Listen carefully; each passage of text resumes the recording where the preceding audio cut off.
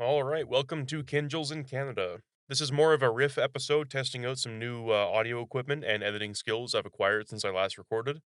The insufferable mouth noises and vocal tics I have, due to being a chronically stuffed up person, a mouth breather of sorts, should be much less pronounced, if not just gone. So hopefully that works out. That said, I do have a topic that's very important to me. I'll be talking about how Canadian language has been corrupted over time to intentionally or not downplay the moral strength inherent to successful and benevolent people. And when I say Canadian language, what I really mean is the common usage of terms in Canada, not necessarily limited to Canada, and likely stemming more from the United States educational system, a topic for future episodes. For example, exploitation. Exploitation has a negative connotation in Canada. It's a horrible act that you can never take part in lest you be seen as an evil capitalist, an exploiter of resources, that kind of, entrepreneurial type. Just the worst person you'll ever meet. The people making this complaint tend to exploit a bed to sleep on. They have an alarm clock they wake up to, they're exploiting that alarm clock. An incredibly complex, interwoven infrastructure consisting of electrical grids, indoor plumbing, gas heating, and many other resource burning conveniences. They exploit all these things. Everyone who does anything is an exploiter, yet some feel it right to complain about those who are better at exploitation because of a select few who are malevolent in their successful exploitation. This is the inescapable weakness of class warfare language. It pits the less successful against the more successful without differentiating between the benevolent and the malevolent. Leaving aside anybody silly enough to say, eat the rich, we can focus on the common and casual sentiment that nobody should have that much money, hurled in the direction of the ultra wealthy. God forbid an individual sacrifice his blood, sweat, and tears to make a portion of the economy so efficient that he acquires a massive share within his personal control, they say. As if somehow making your economy better can be seen as this horrible act, this terrible thing that you shouldn't do. That's what people don't seem to understand. And I shouldn't say people, it's too general, right? But it's what I suppose left-wing people in Canada don't seem to get about the economy. If somebody amasses that much wealth, it's because they drew that much efficiency into their control. It's not this unfair game. And another topic for another episode. Again, I know I said a lot, but talking about this multi-generational wealth that we have is going to be a big one because we have this issue of people all counting their plans within the confines of a single generation. Do you think that wealthy parents didn't plan for their kids to be successful? Why wouldn't you? I know that maybe a lot of people in my generation, their parents didn't plan for that. That doesn't mean that it's not allowed, it's not fair. Of course it's fair. It's your kids. You should set them up to be successful. But I'm going to start complaining too much. So, back to the main topic. So, I want to define benevolent elite and malevolent elite separately to avoid confusion. Benevolent elites are those who, by their nature and or nurture, have the ability to accrue huge amounts of power in the form of wealth and are more likely to use it for, in quotes, good.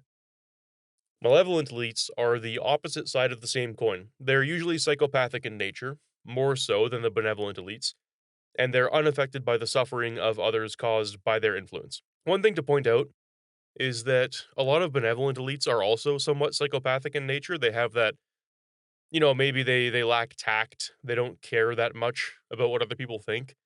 That doesn't necessarily mean that they're a bad person. You can still learn how to be social. You can still learn how to be effective socially and be a psychopath. There's a very interesting study on that. Some guy found out that he was a psychopath while trying to study psychopaths, but again, another episode. When we allow our language to fall into the society consuming class warfare rhythm, we deter benevolent elites from working their way into positions of power. A benevolent elite would much rather use his natural abilities to live a good life that doesn't contribute to the suffering of others. The threat therein is that power structures still exist. When a position in a power structure is not filled, it will create a power vacuum, sucking in the next most able to fill that position. It's not just going to go away. So that poses the risk of sucking in someone who is awful. They're terrible. They hate you. Or they're not you. They're just outside of your people and they don't care about you or your people because you're not relevant to them. Anyways, malevolent elites do not care about you. You are an ant beneath their feet. You exist only to be manipulated into greater efficiency at any cost that is not to their own person. They are also the only people in your society who are capable of filling that power vacuum. Due to their malevolent nature, they will immediately work to set up checks and balances that dissuade better people from entering those roles, thus building their own corrupt power structure. And when I say better people, I mean more benevolent people, people who care, people who take the time to sit down and say, hey, maybe the common man that keeps our society functioning, maybe the construction worker, the plumber, the carpenter, even just the service workers, like anybody, just the common people, maybe they actually matter a bit. Maybe they deserve to have a decent shot at life. Maybe they deserve to have what they work for, what they earn. That might be nice. So this effect that results from the class warfare language I'm talking about is then used as a justification to continue employing class warfare language. It is a self fulfilling prophecy of sorts. They say, look how corrupt these rich people are. They only care about themselves. They don't care about the common man at all, cementing the downward spiral into a morally bankrupt economy, which will always result in a fiscally bankrupt economy due to a slow burn destruction of rights. Chief among them property rights. That will annihilate your economy. If you don't have property rights, you can't invest. You can't predict.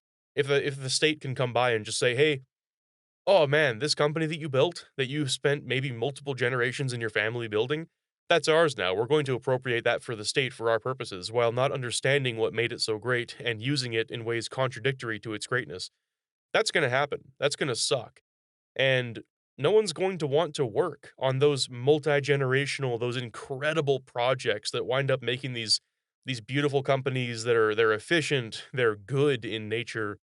They make these amazing products. No one's going to want to do that. And for good reason. Why would you want to?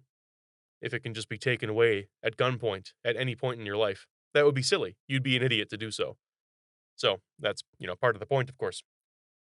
As Solzhenitsyn says in the Gulag Archipelago, the line between good and evil runs not through states, nor between classes, nor between political parties either, but right through every human heart. To combat the moral degradation of our society and to build a strong, desirable future, good men must stand up and take control in the face of evil. This means to be familiar with one's own evil nature first, to accept your faults and navigate life knowing that you will be tempted to do wrong as you gain more control. Quiet contemplation and great strength of character must be fostered and built over time to fight evil, a fight which can only begin with the evil in your own heart. Matthew 7 3 5 reads, "Why do you see the speck in your neighbor's eye, but do not notice the log in your own eye? Or how can you say to your neighbor, 'Let me take the speck out of your eye,' while the log is in your own eye? You hypocrite, first take the log out of your own eye, and then you will see clearly to take the speck out of your neighbor's eye." To be clear, this passage is not written to absolve you of the responsibility to care for your fellow man, to point out their faults for the betterment of all. We all have a responsibility to our nation, our people. All of this is to say that even if you have built up an empire, if you've built up your own family, you've built up your own people over time, if you're not doing that for a greater cause than just your own family, you'll never have enough to defend yourself, to defend your people against the huge, massive, self destructive, malevolent forces that society is sort of naturally inclined to let in. This power structure that gets built up and exploited by, this misbalance of benevolent and malevolent elites. If you're sitting there right now and thinking that you have no part in this, and you're a person who has power, you have success, you've built something for yourself and for your own, and you're not doing the benevolent thing, you're not going out there to take a leadership role, to take a position of power and push what you consider to be good values, what you consider to be good for the future of your country, good for your children, good for your people, then you're really just letting that position open up for bad people who do exist. They will always exist. Bad people will always exist the same way that good people will always exist.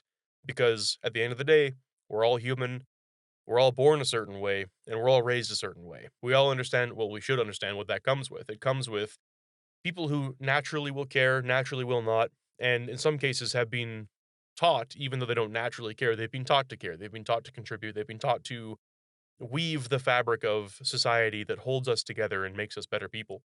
what we do when we, through our use of language, villainize benevolent elites, villainize hardworking people who are also willing to take up leadership or able to take up leadership because there are hardworking people who are not able to. Something as simple as a speech impediment could really, put a damper on your ability to take up a leadership position. Nothing against people with speech impediments. It's just that, they don't want to be in charge of people because if you can't talk properly, why would you want to, right? It would just be annoying. Anyways, that said, all I'm trying to get at is that do not leave the power vacuum open. It's hard. It takes a lot of hard work. It takes a lot of organizing and responsibility.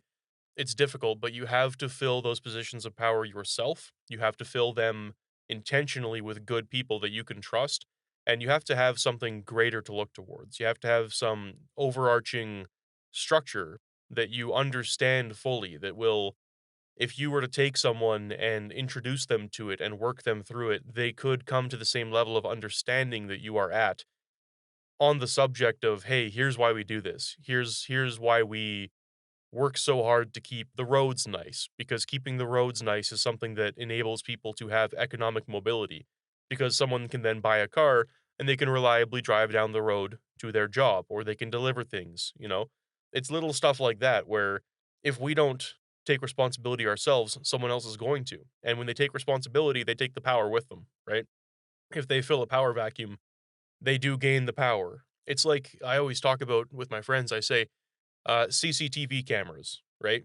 So Karens, the silly little, oh, that she's such a Karen because she went and complained to a manager. Yeah, okay, a lot of those are crazy ladies who are on too much Zoloft and they get out of their mind and they go and complain to the wrong people about the wrong things. Sure. What you need to understand is that Karens fulfill a specific role in society. They are not particularly special people, sure, but they're gonna sit there and they're gonna see something wrong, and they're going to essentially act as a really, really annoying alarm. Karens are an alarm system. They're a surveillance system because you've got the lady sitting there on her stoop on her front porch, and she sees some guy being creepy walking around the neighborhood, looking through people's windows and walking around with a hammer, maybe some jogging boots, and he just doesn't belong there. And she knows because she sits there every day and watches people because she's a Karen. She's a little bit weird, sure, but she serves a purpose. Guess what you get if you don't have Karens? If you don't respect the Karens in your society, you get CCTV cameras on every corner. You get CCTV cameras in your toilet, behind your eyelids. You're gonna be so heavily surveilled that you will not be able to blink without the government knowing. And we still sit here and complain about Karens. They serve a specific purpose that we have to recognize and respect. It's hard to respect, I get that, but it's still important. Anyways, that's enough of a rant, that's enough of a riff. This was really mostly to test my audio quality, I would like to hear some feedback. I think it's a lot better, I put a lot of work into it, and thanks for listening to this episode of Kinjals in Canada. Yeah, I'm going to be creating some social media accounts soon to give listeners a place to follow and interact with me outside of Spotify because you can't really do much on here. There's not a lot of commenting and reviewing.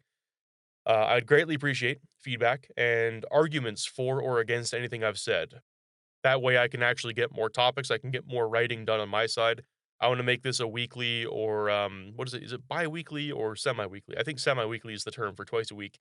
I want to make this a twice a week release, but I would need more content. I would need more topics brought up. If anybody listening wants to get on Twitter or X, whatever they want to, it's a terrible decision to change it to X. Get on there and shoot me a comment that says, "Hey, you're an idiot. You got this wrong," and I'll read it and I'll say, "I'm not an idiot," and then I'll write a 3-page dissertation coping and seething about how I got called an idiot for being an idiot, and it'll make great content. Anyways, have a good one. Keep warm. Check your coolant strength. It's fall now. It's gonna get cold, right? Throw some jumper cables. Let's see, a shovel, a bag of sand in your trunk, that kind of stuff. Change your tires over. Please change your tires over. Keep warm. Watch out for each other when the snow falls. Happens every year. We're in Canada. Get used to it. Have a good one.